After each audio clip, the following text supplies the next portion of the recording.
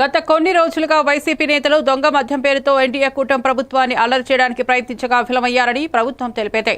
NDA కూటమి అధికారంలోకి వచ్చిన తర్వాత రాష్ట్రంలో దొంగ మద్యం విక్రయంపై ఖచ్చితమైన నియంత్రణ అమలు చేశారు.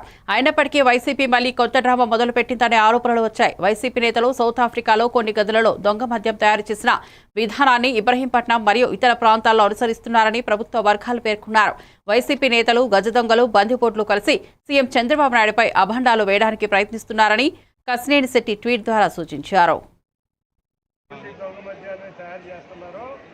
ఇబ్రహీంపట్నంలో కాకుండా రకరకాల ప్రదేశాల్లో దొంగ మద్యం తయారు చేస్తా ఈ దొంగ బోట్లు, ఈ గజ దొంగలు, ఈ బందిపోట్లు వీళ్ళందరూ కూడా మళ్ళీ రాష్ట్ర ప్రభుత్వం మీద, గౌరవ ముఖ్యమంత్రి మీద, అందరి మీద అభాండాలు చేద్దామని మళ్ళీ ఒక కొత్త నాటకానికి తెరతీశారు.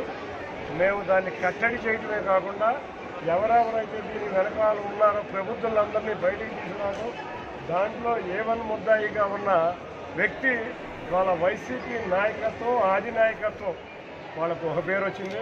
వాళ్ళ వెనకమాల ఇంకా పెద్ద పెద్ద దొంగలు, బందిపోటు దొంగలు అందరూ ఉన్నారు. వీళ్ళందరి పేర్లు కూడా త్వరలో బయటకు వస్తాయి. వాళ్ళ ద్వారానే నేను ఈ మద్య వ్యాపారం చేయటమే కాకుండా ఈ మద్య వ్యాపారం 2022 నుంచి కూడా ఇక్కడ జరుగుతుంది.